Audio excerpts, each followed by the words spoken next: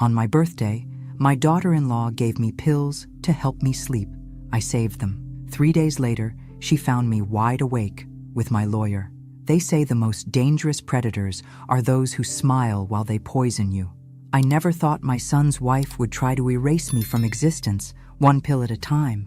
But on my 75th birthday, as she handed me those innocent-looking capsules to help me sleep, something in her eyes told me to be careful. 3 days later, when she walked into the living room and found me wide awake with my lawyer, the mask finally fell. This is my story of betrayal, survival, and justice. If you're watching this, subscribe to the channel and let me know in the comments where you're watching from. I stared at the small white pill in my palm, feeling Nora's eyes on me. My daughter-in-law's smile never reached her eyes as she hovered beside my armchair, waiting. "It's just to help you sleep, Eleanor. You've been so restless lately," she said, her voice sweet as antifreeze. "Thank you, dear." I lifted the glass of water to my lips, discreetly tucking the pill between my gum and cheek. I pretended to swallow, then set the glass down on the side table next to my pathetic birthday celebration. A store-bought cake with a single candle and a hastily wrapped scarf I'd seen in Nora's closet last week. The phone rang, and Nora's head snapped toward the sound. "I should get that. You rest now." The moment she left, I removed the pill from my mouth and slipped it into the pocket of my cardigan. Something wasn't right. These sleep aids had started after my son Thomas died 6 months ago. A heart attack, they said. So sudden for a healthy 50-year-old man. I glanced around what used to be my living room. Thomas and I had built this house together after my husband died. Now I barely recognized it. My photographs had vanished, replaced by Nora's modern art pieces. My books had been packed away, cluttering the shelves, she'd said. Even my bedroom had been relocated downstairs, for my safety. Through the doorway, I could hear Nora's hushed voice. "Yes, everything's on schedule. No, she doesn't suspect anything. The lawyers handled the paperwork. Just a few more weeks." My fingers trembled as I pulled out the small notebook I kept hidden in my sleeve. I'd been documenting everything since the day after Thomas's funeral, when Nora had first suggested I might be safer living with her instead of alone. The day she'd first mentioned how confused I sometimes seemed. I added today's date and a description of the pill. It wasn't the first time she'd tried to medicate me, but it was the first time she'd made such a show of it. Something had changed. She was getting impatient. As I wrote, I caught my reflection in the window, a thin, white-haired woman who looked far older than her 75 years. That wasn't who I used to be. Before Thomas died, I'd been the English professor who still hiked 3 miles every morning, who lectured at the community college twice a week, whose mind remained sharp as a tack. Now I was just a problem to be solved. The sound of Nora's footsteps sent my notebook back into hiding. She entered with that same practiced smile. Phone call concluded. "I think I'll go to bed now," I said, making my voice quiver slightly. "I'm feeling a bit disoriented." Her smile widened. "Of course, the medication should be helping with that." As she helped me to my downstairs bedroom, my prison, I felt her hand on my elbow, steering me like a child. I kept my eyes downcast, my shoulders slumped. But inside, something was hardening. The last living photo of Thomas sat on my nightstand, the one possession Nora hadn't dared remove. In it, my son smiled at me, his eyes bright and trusting. "I won't let her get away with this," I whispered to his image once Nora had closed my door. "Whatever she did to you, whatever she's doing to me, I'll find out, and I'll make her pay." The next morning, I shuffled into the kitchen deliberately slow, my hand trembling as I reached for the coffee pot. Nora quickly intercepted. "Let me help you with that, Eleanor. We don't want any accidents." I mumbled a thank you, noticing how she'd already set out my morning pills beside a glass of orange juice. Same routine, different day. I performed my sleight-of-hand trick, hiding the medication while appearing to take it. "Howard is coming for dinner tonight," she announced, referring to our family lawyer. "Just to go over some routine paperwork." I nodded absently, but my mind sharpened. Howard had been Thomas's friend before becoming our attorney. If anyone might help me, it could be him. That evening, I dressed carefully in my most presentable outfit, even applying a touch of lipstick. Nora frowned when she saw me. "You've overdone it," she said, adjusting my collar like I was a child. "Remember what happened last time we had company? You got so overwhelmed." The last time she referred to was when my friend Margaret had visited. I'd gotten confused and agitated after Nora had insisted I take an extra pill for my anxiety. Howard arrived at 7, his gray suit impeccable as always, though his eyes seemed tired. When he saw me, genuine warmth flickered across his face. "Ellie, you're looking well." "She has good days and bad days," Nora cut in before I could respond. "Today's been challenging." Throughout dinner, I tried repeatedly to engage Howard directly. "I've been thinking about Thomas's estate," I began. "Eleanor gets so confused about financial matters," Nora interrupted, placing her hand over mine. "We don't need to trouble Howard with questions you've already asked 3 times this week." I hadn't asked anything about finances in months. Howard looked uncomfortable. "Actually, there is that insurance matter we need to discuss. We can handle that after dinner," Nora said firmly. "Eleanor, why don't you tell Howard about the birds you saw in the garden?" I felt like screaming. Instead, I deliberately knocked over my water glass. "Oh, I'm so sorry," I exclaimed, watching the liquid spread across the tablecloth. Nora jumped up. "This is what I was telling you about, Howard. These episodes are happening more frequently." While she fetched towels, Howard leaned toward me. "Are you okay, Ellie?" Before I could answer, Nora returned. The moment had passed. Later, as they moved to the study to discuss paperwork, I watched through the window as Howard stopped Nora in the garden. Their conversation appeared tense, with Howard shaking his head repeatedly. When Nora disappeared upstairs for her evening shower, precisely 8 minutes, never varying, I seized my chance. Her tablet sat charging on the kitchen counter. I knew her password would be something she thought I'd forgotten. Thomas's birthday, 05/17/1974. The screen unlocked, revealing her email. I quickly searched for recent messages, finding one from Northlake Development with the subject line, "Property Valuation, Expedited Timeline." The message confirmed my worst fears. "Once guardianship is established, we can proceed with the sale immediately. Buyers are prepared to move quickly. My home, my life, my memories, all being erased while I still breathed." I heard the shower turn off upstairs and quickly locked the tablet, returning it to its exact position. By the time Nora came downstairs, I was sitting in my armchair, appearing to doze, but sleep was the furthest thing from my mind. I needed help, and I needed it soon. The question was, who would believe a supposedly senile old woman over her concerned, devoted daughter-in-law?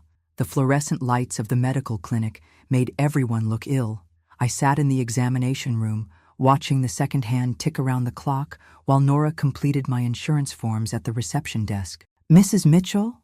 I turned to see a nurse in purple scrubs entering with a clipboard. Something about her seemed familiar, the way she tilted her head, her observant eyes. "I'm Patricia Davis," she said, checking my blood pressure. "I'll be assisting Dr. Sinclair today." The name clicked. Patricia Davis. "Weren't you in my Victorian literature seminar about 15 years ago?" Her face brightened. "Professor Mitchell, I can't believe you remember me. Your class on Jane Eyre changed my entire perspective on literature." Before I could respond, Nora returned, hovering at the doorway. "Is everything all right?" "Just getting her vitals," Patricia replied professionally. But I noticed how her eyes darted between us, assessing. "Eleanor gets confused sometimes," Nora explained. "She thinks she knows people from her teaching days." "I'm not confused," I said firmly. "Patricia wrote her thesis on female autonomy in Gothic literature." Patricia smiled. "That's exactly right." Nora's expression tightened. "Well, isn't that a nice coincidence?" Dr. Sinclair's examination was brief and routine. Throughout, Nora answered questions for me, describing symptoms I'd never mentioned: confusion, night terrors, occasional hallucinations. "She needs closer monitoring," Nora concluded. "I'm concerned about her cognitive decline." As they discussed my condition, Patricia caught my eye, her expression thoughtful. When Nora stepped out to take a call, Patricia moved quickly. "Professor, is there something wrong?" she whispered. "You seem different from how I remember you." My heart raced. This was my chance. "She's medicating me against my will," I whispered back. "Pills that make me disoriented. I've been saving them instead of taking them." Patricia's eyes widened, but her professional composure held. "Do you have any of these pills?" I nodded slightly. "I need to check your blood pressure again before you leave," she said in a normal tone as Nora re-entered. "Hospital protocol." When we were alone again briefly, Patricia pressed a folded blood pressure information pamphlet into my hand. My personal number is written inside. Call me if you can. I quickly tucked it into my shoe as Nora returned. That night, I extracted the pamphlet from my hiding place, memorizing the number written in tiny script inside. 203-555-7842. For the first time in months, I felt something beyond fear and confusion. Hope. The next morning, Nora brought me my usual pills and juice. "These will help with your anxiety," she said, watching intently as I raised them to my lips. I performed my well-practiced sleight of hand, then smiled vacantly. "Thank you for taking such good care of me." Her answering smile didn't reach her eyes. "That's what family is for, Eleanor. That's what family is for." The following Tuesday, Nora left for her investment group meeting, leaving me with Denise, my part-time caregiver. Denise was more interested in her reality TV shows than in monitoring my every move. "I think I'll take a nap," I announced after lunch. "Good idea, Mrs. M," Denise replied, already scrolling through her phone. "I'll be right here if you need anything." Instead of heading to my bedroom, I quietly slipped into Thomas's study, the one room Nora kept relatively untouched, claiming it was too painful to go through his things. I suspected she simply hadn't had time to thoroughly search it yet. The room smelled faintly of Thomas's aftershave. Books lined the walls, along with photographs of fishing trips with his father, graduation with me proudly at his side, and his wedding to Nora, both of them beaming. Had that happiness been real? Or had Nora always been playing a role? I moved purposefully to the filing cabinet, pulling out a folder labeled Taxes 2010, old enough to be uninteresting to Nora. Inside, hidden among mundane paperwork, I found an envelope with my name written in Thomas's handwriting, marked, "Mom, open only if something happens to me." My hands trembled as I carefully unsealed it, extracting a single sheet of paper. "Mom, if you're reading this, something has happened to me. I pray I'm being paranoid, but I can't ignore what I've discovered. Nora has been having an affair with Victor Rawlins, a financial advisor from her investment group. I confronted her last month, and she denied everything, but I found hotel receipts and text messages. More concerning, I've been experiencing strange symptoms after meals she prepares. Dizziness, confusion, heart palpitations. It may be coincidence, but I've started eating out more often, and the symptoms have lessened. I've spoken confidentially with a divorce attorney in Hartford and am changing my will next week. I wanted you protected, whatever happens. If anything happens to me before I can fix this, go to Lawrence Kim at 782 Maple Street in Hartford. He has copies of everything. I love you, Mom. Stay safe, Thomas. I pressed my hand against my mouth to stifle a sob. My son had suspected. He had known something was wrong, just as I did now. Footsteps in the hallway jolted me back to the present.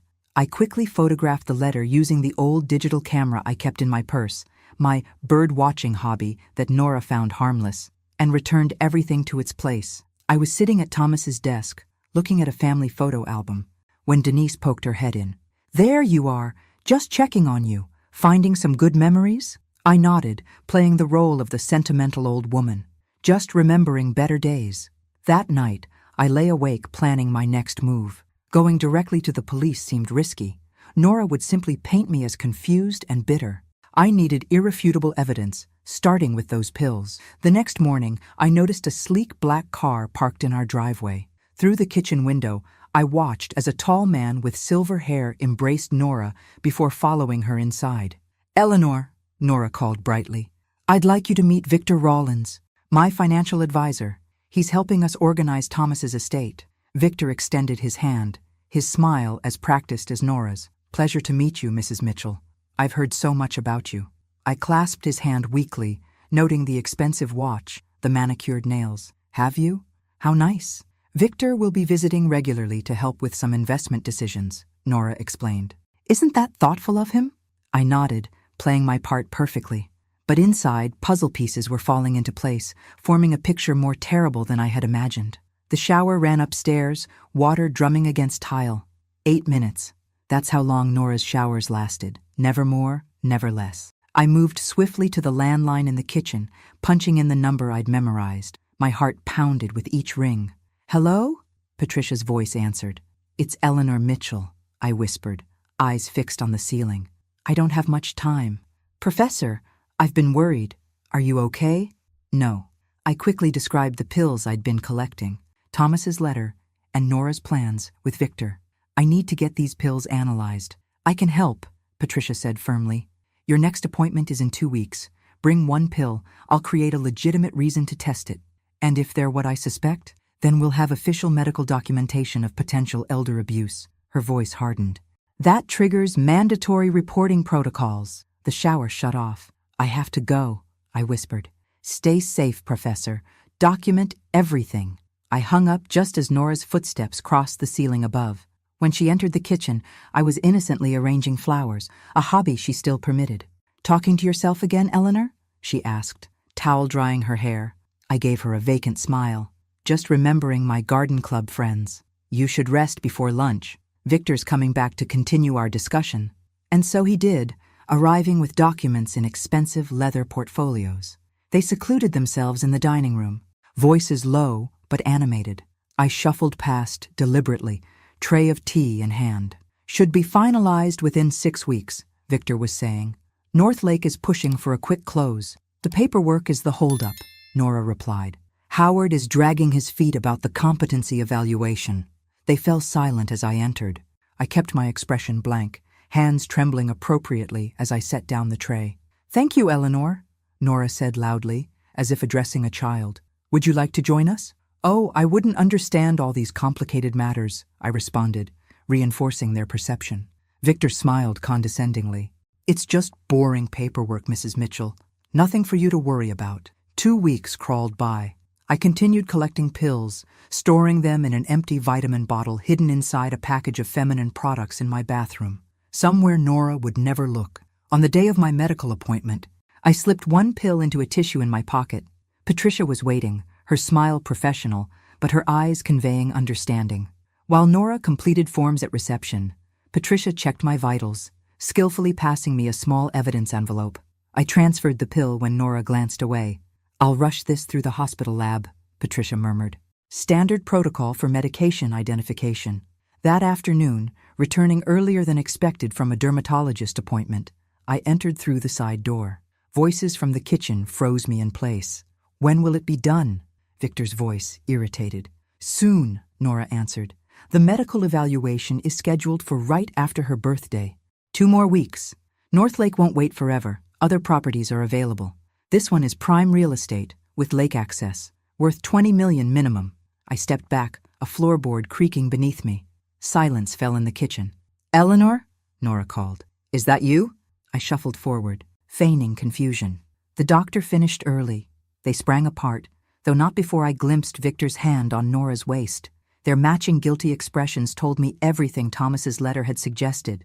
That night, Nora brought me tea before bed, something she rarely did.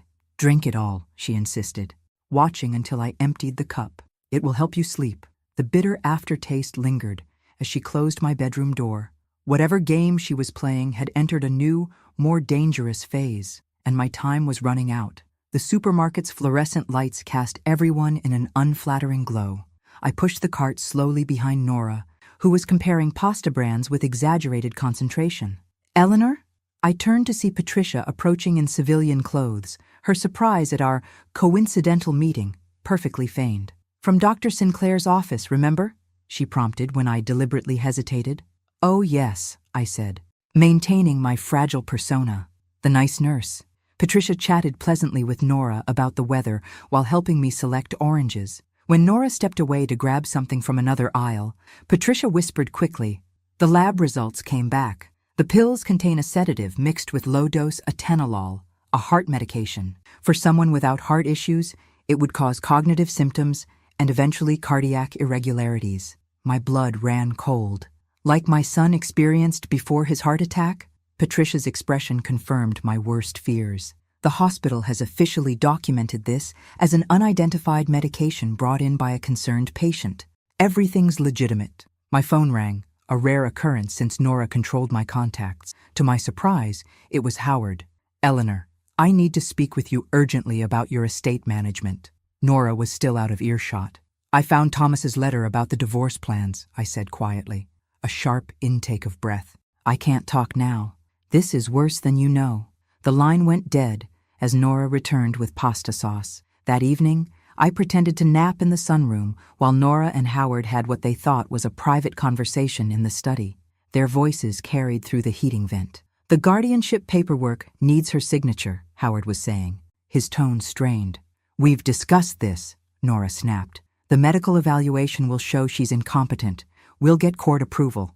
There are ethical considerations. Your gambling debts don't leave you in a position to lecture me about ethics, Howard. Your bookie was quite informative." Silence followed, then Howard's defeated voice. "The evaluation is scheduled for 3 days after her birthday. If the doctors sign off, they will. Victor has it arranged." I closed my eyes, processing this bombshell. Howard wasn't a willing accomplice. He was being blackmailed. And the birthday Nora kept mentioning was my 76th, just 2 weeks away. Back in my room, I examined the new pill Nora had given me that morning, larger than the previous ones, with a faint blue tint. The dosage was increasing. That night, I carefully documented everything in my secret diary, hidden inside an old photo album cover. The pieces were coming together. Nora and Victor planned to have me declared incompetent, sell my property to Northlake Development, and likely institutionalize me afterward. My son had suspected Nora was poisoning him and had planned to divorce her. Now she was using the same playbook on me. The next morning, Victor arrived early. Through my barely open door, I watched Nora greet him with a kiss far too intimate for a professional relationship. "The property assessor's report came back," he said, waving papers. 22 million, as I predicted. "And Eleanor? The doctors are prepared to testify about her condition. Once declared incompetent, the trust provisions activate, giving you control. And then we're free." Their embrace confirmed everything. This wasn't just about money. It was about erasing the last obstacle to their relationship. First Thomas, now me. As they moved to the study, I retreated to my room, heart pounding. My birthday was 13 days away. The medical evaluation, 16. The clock was ticking. That afternoon, during another medical appointment, Patricia passed me a basic prepaid phone, already programmed with the number for Alex Bennett, an elder abuse attorney. My new lifeline, easily hidden in the same secret compartment of my shoe. Now I had communication, evidence, and allies. It was time to set my own trap. In the dark hours before dawn, I sat cross-legged on my bathroom floor, illuminated only by the dim glow of the prepaid phone. At 3:17 a.m., I knew Nora would be deeply asleep. Her prescription sleeping pills knocked her out for precisely 7 hours every night. "Alex Bennett," answered a voice, alert despite the hour. "It's Eleanor Mitchell," I whispered. "Patricia Davis referred me." "Mrs. Mitchell, yes. I've been expecting your call." Over the next 20 minutes, I detailed everything.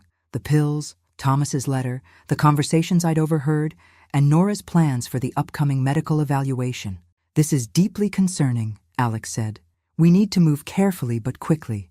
Patricia has already forwarded the lab results, which give us solid ground for an emergency protective order. They're planning to have me declared incompetent 3 days after my birthday. That's 16 days from now. We'll be ready before then," Alex assured me. "But we need more evidence. Can you safely continue documenting?"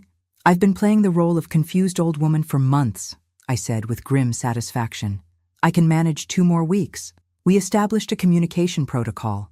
I would text updates during Nora's predictable absences, and we would speak by phone only in emergencies. The next day, I intensified my performance, occasionally misplacing items or appearing momentarily disoriented. Nora's satisfaction was barely concealed. "The new medication seems to be affecting you more strongly," she observed during breakfast, watching me struggle with my spoon. A deliberate performance on my part. "Is it?" I murmured vaguely. "I feel foggy." Her smile was triumphant. "That's normal, Eleanor. Just your condition progressing." When Victor visited that afternoon, I shuffled into the living room in my bathrobe, though it was mid-afternoon. "Oh, I didn't realize we had company," I exclaimed, feigning embarrassment. Victor and Nora exchanged meaningful glances. "It's fine, Eleanor," Nora said loudly. "Why don't you sit with us? We're just discussing some paperwork." I positioned myself in an armchair, appearing to doze while they continued their conversation, now speaking freely in front of me. "The Northlake deal is solid," Victor was saying. 22 million, all cash. 10 for the property, 12 for the development rights. And the medical evaluation? Dr. Mercer and Dr. Patel are on board. Their testimony about her mental state will be definitive. I fought to keep my expression neutral, my breathing steady. These were the doctors Nora had bought. Later that night, I used the bathroom trip Nora always permitted before bed to send a text to Alex. Need background checks on Dr. Mercer and Dr. Patel, connected to Victor Rollins. The next morning, Howard arrived unexpectedly while Nora was at her investment meeting. His face was drawn, eyes haunted. "Eleanor," he said quietly once we were alone, "I didn't know about Thomas, I swear it, but Nora has evidence of my gambling debts, enough to disbar me. She's blackmailing you to prepare guardianship documents," I stated flatly. He nodded miserably. "She's forcing me to falsify competency evaluations. I know 2 doctors are being paid to declare you incapable of managing your affairs." "When?" "The evaluation is scheduled for July 13th, 3 days after your birthday. Once you're declared incompetent, Nora becomes your guardian and can sell the property. The buyers are waiting." I reached for his hand. "Howard, help me stop this." His eyes met mine, something like courage kindling. "Tell me what you need. Information, dates, documentation, and when the time comes, your testimony." For the first time in months, I allowed my true self to emerge, not the fragile, confused woman Nora thought she was controlling, but Dr. Eleanor Mitchell, the strategic literature professor who had spent decades analyzing human motivation and narrative structures. "I have a plan," I told Howard, "but we'll need to be very careful." As Howard left, promising to return with copies of the guardianship paperwork, I felt a strange calm settle over me. The game had shifted. Nora thought I was her pawn, but she didn't realize I'd been playing my own game all along. Nora's tablet chimed with a new email notification. From my position on the sunroom couch, I watched her scan the message, a satisfied smile spreading across her face. "Good news?" I asked, my voice deliberately frail. She startled slightly, having thought I was napping. "Just work things, Eleanor. Nothing important," but her heightened energy told me otherwise. After she left to make a phone call, I shuffled to the kitchen counter where she'd left the tablet unlocked, a carelessness born of growing confidence. The email was from North Lake Development. Final contract ready for signature pending guardianship confirmation. Closing scheduled for July 20th, just 1 week after my scheduled medical evaluation. I quickly photographed the screen with my hidden camera, then returned to my position on the couch before Nora returned. That afternoon, during Nora's investment meeting, I used the prepaid phone to update Alex. "They're moving fast," he confirmed. "But so are we. Dr. Sinclair has officially reported his concerns about your medication to Elder Protective Services. It's now a matter of public record." "What about the doctors Nora's paying?" "We found connections. Dr. Mercer has previous ethics violations for false testimony in competency hearings. Dr. Patel shares financial interest with Victor in 3 different property developments. And the evaluation? We're requesting an emergency protective hearing 2 days before your scheduled evaluation. Judge Calloway is known for taking elder abuse seriously." I exhaled slowly. "What do you need from me until then?" "Continue collecting evidence, but be careful. We're close to the end game. This is when Nora might become more dangerous." His words proved prophetic. That evening, Victor arrived for dinner, bringing with him expensive wine and the casual arrogance of a man who believed victory was assured. "A toast," he announced, raising his glass, "to new beginnings." Nora clinked her glass against his, eyes shining. "And profitable partnerships." I sipped my water, playing my role perfectly. Throughout dinner, they discussed renovations to a penthouse in Boston, clearly their planned post-sale residence, while occasionally directing simplified conversation toward me. "You'll love the care facility we've selected, Eleanor," Nora said, her voice dripping with false concern. "Beautiful gardens and round-the-clock supervision." "That sounds nice," I murmured, noting how they'd already selected my institutional prison. After dinner, while they shared brandy in the study, I overheard Victor's lowered voice through the heating vent. "The medical evaluation is crucial. If anything goes wrong—" "It won't," Nora interrupted. "The new medication is much stronger. By her birthday, she'll barely know her own name." I retreated silently to my room, my mind racing. The new medication explained the larger, blue-tinted pills Nora had started giving me 3 days ago. Pills I continued to hide rather than swallow. The next morning, Dr. Sinclair's office called to confirm my special evaluation appointment. Nora took the call, agreeing readily to the date and time, July 13th, 10:30 a.m. What she didn't know was that Alex had arranged for a court-appointed medical evaluator to attend as well, part of our emergency protective strategy. That evening, Howard visited again, ostensibly to have Nora sign insurance paperwork. While she searched for her reading glasses, he slipped me a folded document, a copy of the fraudulent guardianship petition they planned to file. "The hearing is set for July 15th, he whispered. "They expect to have the medical declarations by then." I nodded almost imperceptibly, tucking the document into my sleeve. "Thank you." As my birthday approached, Nora became increasingly attentive, checking my medications personally and watching me swallow each pill.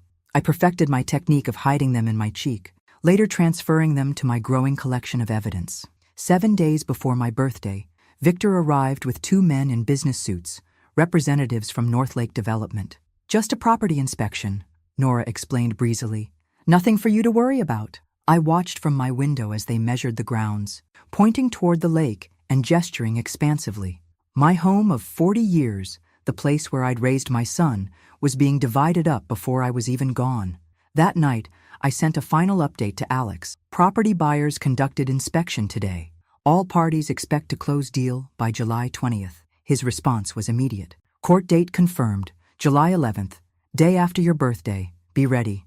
"Happy birthday, Eleanor," Nora announced, entering my room with a breakfast tray. On it sat a small cupcake with a single candle, a cup of tea, and a new pill bottle. "Your special supplements. Take 2 this morning. A birthday boost."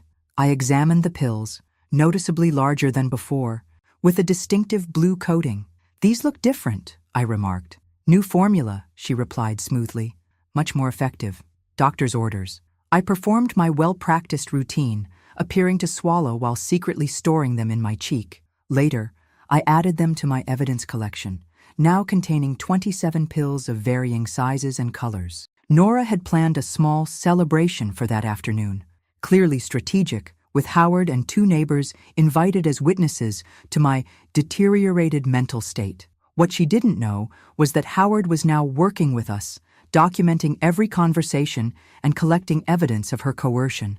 The small decorative brooch he'd given me last week, supposedly a memento from Thomas's collection, contained a tiny camera that had been recording Nora's unguarded moments. Mid-morning, while Nora was occupied with party preparations, I overheard her phone conversation with Victor. "Everything's set for tomorrow," she said, voice low but excited. "The judge will get the competency petition first thing Monday morning, and by Wednesday, it's done. And our friends at Northlake? Ready with contracts. We'll close before August." I retreated silently, updating Alex with a quick text. "Confirmed. Court petition Monday a.m. N expects approval Wednesday." His response was immediate. "Judge Calloway is ready. Operation proceeds as planned tomorrow, 3 p.m. The birthday party was a masterclass in gaslighting. Nora had selected neighbors who rarely saw me, making my confusion seem shocking rather than suspect.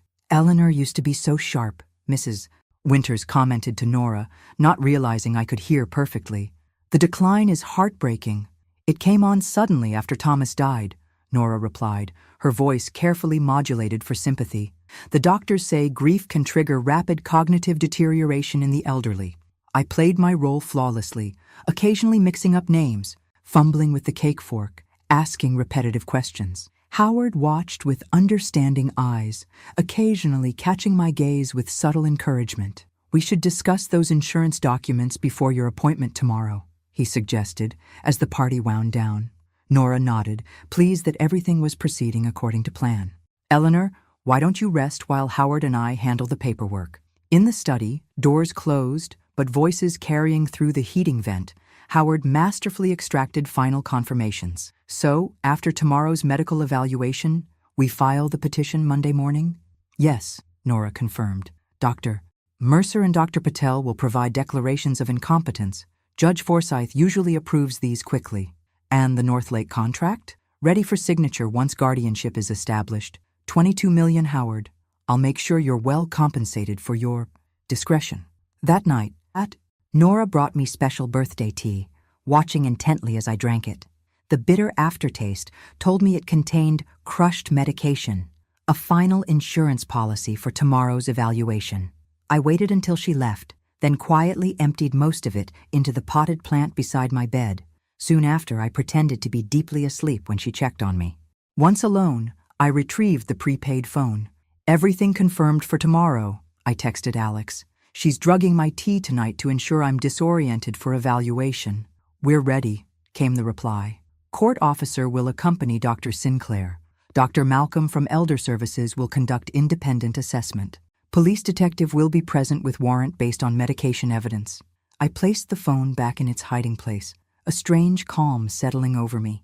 Tomorrow, the performance of my life would reach its final act. As I drifted toward sleep, Thomas's face appeared in my mind, not as he looked in his final months, but vibrant and smiling from years before.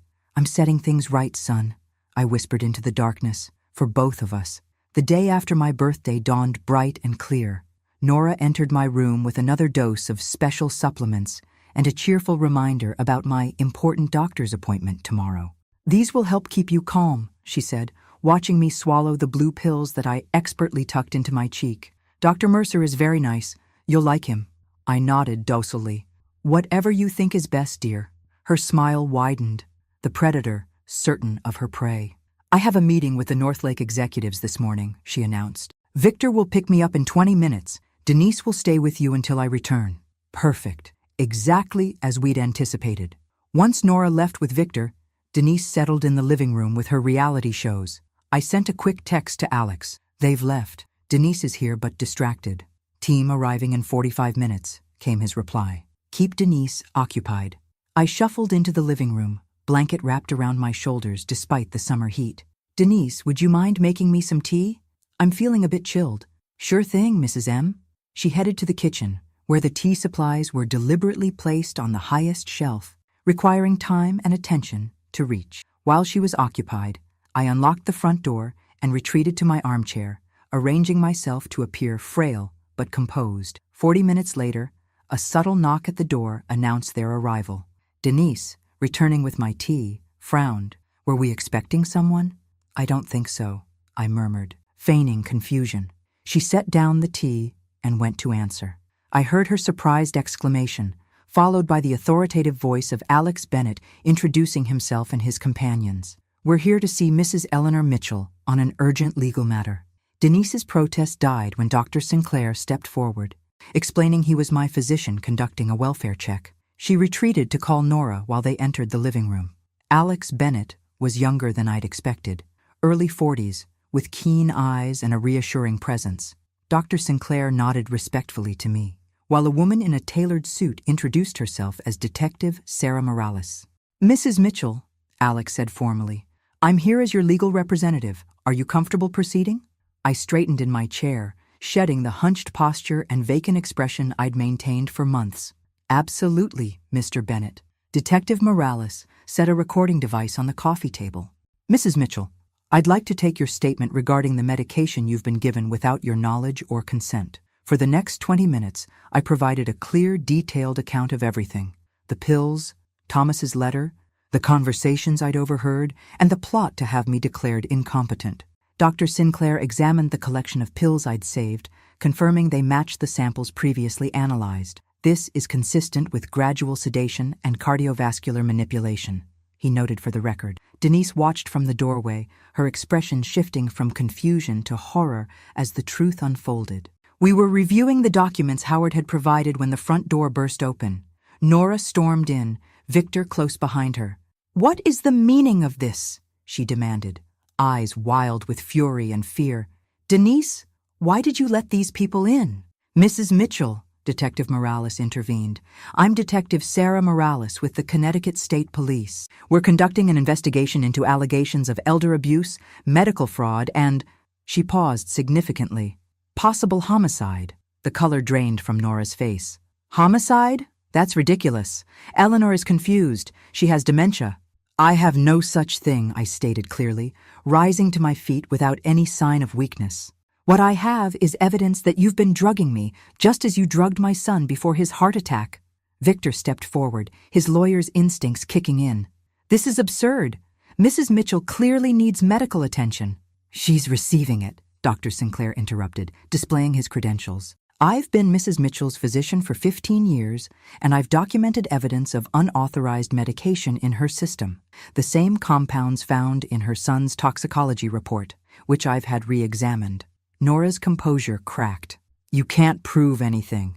It's her word against mine, and she's a highly respected former professor with no history of cognitive impairment, Alex finished, who has meticulously documented your attempts to drug her, recorded your conversations about selling her property, and collected sworn statements from multiple witnesses. Howard chose that moment to enter, carrying a thick folder. Including me, he added quietly. I've provided the prosecution with complete documentation of the fraudulent guardianship proceedings.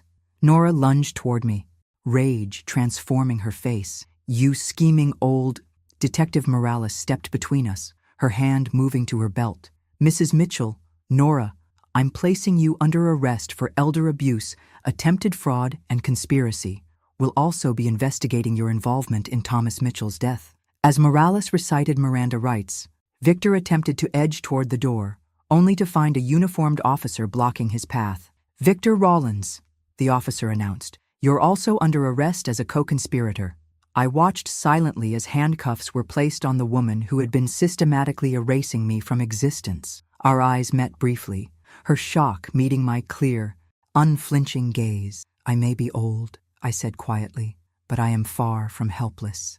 3 months have passed since the day justice arrived in my living room. I sit at my desk, back in my upstairs study where it belongs, sorting through correspondence for the Thomas Mitchell Foundation for Elder Protection. The house feels like mine again. Photos of Thomas throughout his life line the hallway. My books have returned to the shelves. Friends visit regularly, no longer turned away by Nora's gatekeeping. The legal proceedings continue. Nora and Victor remain in custody, denied bail due to flight risk and the severity of the charges. The forensic re-examination of Thomas's tissue samples revealed significant levels of the same cardiac-affecting compounds found in my supplements. Murder charges were filed last month. Howard received immunity for his testimony. He's rebuilding his life and career, now specializing in elder law with a focus on protecting vulnerable clients from predatory guardianships. Patricia visits weekly, having become both a colleague in the foundation work and a dear friend. Her quick thinking and professional courage saved my life and brought justice for Thomas. Dr. Sinclair's meticulous documentation created an unbreakable chain of evidence, while Alex's legal brilliance ensured that every step we took was properly documented and admissible in court. The doorbell rings. Speaking of Alex, he's right on time for our meeting about the Foundation's newest initiative, training medical professionals to recognize signs of elder medication abuse. Good morning, Dr. Mitchell, he greets me. No longer the formal stranger who entered my house that fateful day, but a trusted ally. Ready for the board meeting? Just finishing up, I reply, organizing my presentation notes. The Foundation has already secured partnerships with 3 medical schools to implement specialized training programs. As we prepare to leave, my phone rings. Howard with news from the prosecutor. They've offered Nora a plea deal, he informs me. Life with possibility of parole after 30 years if she testifies against Victor regarding Thomas's death. Has she accepted? I ask, my voice steady. Not yet. Her attorney requested a meeting with you first. I consider this. I'll see her. Not for forgiveness, but for closure. The following day, I sit across from Nora in the prison visiting room. She's aged dramatically in 3 months, her designer clothes replaced by a prison jumpsuit, her carefully maintained appearance now stripped of artifice. Eleanor, she begins, her voice hoarse. I want to explain. There's nothing to explain, Nora, I interrupt calmly. You killed my son for his money, then tried to do the same to me. She flinches. It wasn't supposed to happen that way. Thomas was asking questions, threatening to leave. So you poisoned him, gradually, carefully, making it look like heart problems. Victor said it was untraceable, she whispers, as if that somehow absolves her. Nothing is truly untraceable, I reply. Just as your plan to erase me failed. What do you want from me? She asks finally, defeated. The truth, for Thomas. Sign the plea deal. Testify against Victor. Give my son justice. She studies me, perhaps seeing for the first time the steel beneath the appearance of fragility. You were never what you seemed, were you? Neither were you, I counter. The difference is, I was protecting myself. You were destroying lives. As I leave the prison, sunshine bathes my face. I think of Thomas, his kindness, his laughter, the life stolen from him. The foundation bearing his name will protect others from suffering his fate. At 76, I am not the person I was a year ago. Grief has carved new lines in my face, but purpose has straightened my spine. The woman who survived attempts to erase her now helps others find their voices and reclaim their dignity. That evening, Patricia and Dr. Sinclair join me for dinner. We toast Thomas's memory and the Foundation's first successful semester of medical training programs. To justice, Patricia offers, raising her glass. To vigilance, adds Dr. Sinclair. To remembering who we truly are, I conclude, even when others try to make us forget. Later, alone in my study, I open Thomas's letter once more, tracing his handwriting with my fingertip. "We did it, son," I whisper. "We set things right." Outside my window, fireflies dance in the summer darkness, brief, brilliant flashes of light against the encroaching night, like memory, like truth, like the fierce, undimming flame of love that outlasts betrayal. Tomorrow brings a lecture at the police academy about recognizing elder abuse. Next week, testimony at a legislative hearing on guardianship reform. The month after, the Foundation's first national conference. This is not the retirement I imagined, but it is the purpose I've found. From the ashes of betrayal, something meaningful has grown. A legacy not just of survival, but of transformation. Not just for me, but for all those who, like me, refuse to be erased. Thanks for listening. Don't forget to subscribe and feel free to share your story in the comments. Your voice matters.